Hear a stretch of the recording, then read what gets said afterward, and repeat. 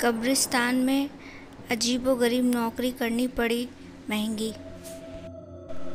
नरेश का एक दोस्त था जो नरेश को बताता है कि कब्रिस्तान में एक नौकरी है, अगर वो उस नौकरी को करता है तो बहुत ही जल्दी वो अमीर बन जाएगा। यहाँ पर नरेश जो था वो बिना कुछ कहे या सुने अपने दोस्त की बात मान जाता है। तो नरेश को जो उसका दोस्त था वो उस आदमी के पास लेकर पहुँचता है जो उस नौकरी को दे रहा था। तो नरेश ने उस आदमी से कहा, बोलिए साहब, क्या नौकरी है? उस आदमी ने नरेश को बताया कि उसे हर रात 12 बजे के करीब एक कब्र है, उसके पास जाकर धीरे से बोलना होगा, अभी उठने का वक्त नहीं हुआ है, सोते रहो। उस वक्त नरेश जो था काफ़ी एक्साइटेड था, उसने बिना सोचे समझे हाँ कर दी और फिर वो अगले ही दिन से काम पर लग गया।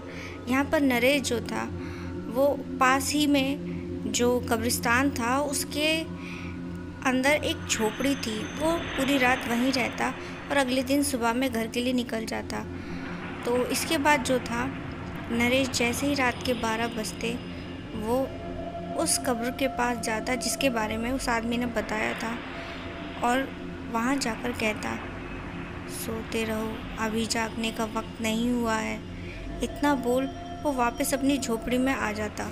जैसे जैसे दिन बीत रहे थे नरेश को एहसास हो रहा था कि ये जो काम वो कर रहा है बड़ा ही अजीबोगरीब है। आखिर जो वो कर रहा है इस बात का मतलब क्या है? क्यों उस आदमी ने उस कब्र के पास जाकर ऐसा कुछ बोलने को बोला है? उसे कुछ समझ नहीं आ रहा था। तभी उसके दिल में ख्याल आता कि क्या ही फ़र्क पड़ता है, क्योंकि उसे इतने सारे पैसे जो मिल रहे हैं। उसने सोचा कि वो रातों रात अमीर बन जाएगा, इससे ज़्यादा उसे और क्या चाहिए। और फिर वो हर रोज़ उस कब्र के पास जाकर वही एक बात दोहराता रहा। वहीं एक रात नरेश जो था उस कब्रिस्तान में जो छोटा सा घर बना था उसमें बैठा हुआ इंतज़ार कर रहा था और अपनी घड़ी की ओर देखने लगा कि कब 12 बजेंगे और कब वो अपने काम को अंजाम दे। तभी जो है उससे कुछ अजीब सा एहसास हुआ। वो अपनी घड़ी की ओर देखे जा रहा था और एक पल के लिए उसे ऐसा लगा जैसे कि उसकी घड़ी बंद हो गई है। तो जिसके बाद जो था उसने देखा कि अपने मोबाइल निकालकर कि उसमें तो 12:05 हो चुके थे। इतना देख वो एकदम से डर के मारे खड़ा हो गया और सोच में पड़ गया, अरे ये क्या हुआ, आज तो मैं लेट हो गया। और जैसे ही अपने उस घर से निकलने लगा तभी जो है उसे कुछ अजीब अजीब सी आवाज़ें सुनाई देने लगी, बड़ी ही डरावनी और भयानक। उसे समझ नहीं आ रहा था कि ये हो क्या रहा है। तभी जो है उसने जिस कब्र पर उसे जाना था बोलने के लिए, उस कब्र को एकदम से देखा कि वो खुली हुई है। उस कब्र का ऊपर का पत्थर हटा हुआ था। ये देख जो है नरेश के पैरों तले की ज़मीन खिसक गई। वो हैरान था कि कब्र अपने आप कैसे इस तरीके से खुल सकती है। वो जब कब्र के पास पहुंचा तो उसने देखा कि कब्र के अंदर जो मुर्दा था वो भी गायब था। कब्र एकदम खाली पड़ी थी। तभी जो है जब वो खड़ा हुआ था उस कब्र के पास तो दो भयानक हाथ नीचे से आते हैं और उसके पैरों को खींचकर उसे ही कब्र में गिरा देते हैं।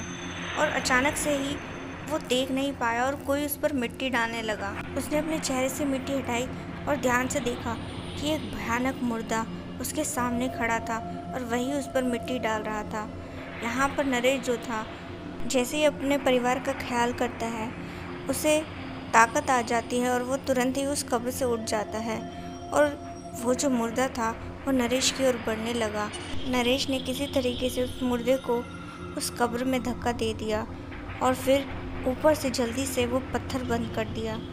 और तभी जो है उसने बड़ी ही मुश्किलों से डरते हुए उस कब्र के पास फिर से वही बात दोहराई, अभी उठ, जागने का वक्त नहीं हुआ है, सोते रहो।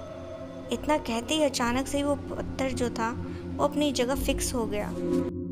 तब जाकर जो था नरेश ने चैन की सांस ली। वहीं अगली सुबह वो अपने मालिक के पास पहुंचा और उनसे कहा कि वो ऐसी खतरनाक नौकरी नहीं करना चाहेगा और उसने नौकरी छोड़ दी।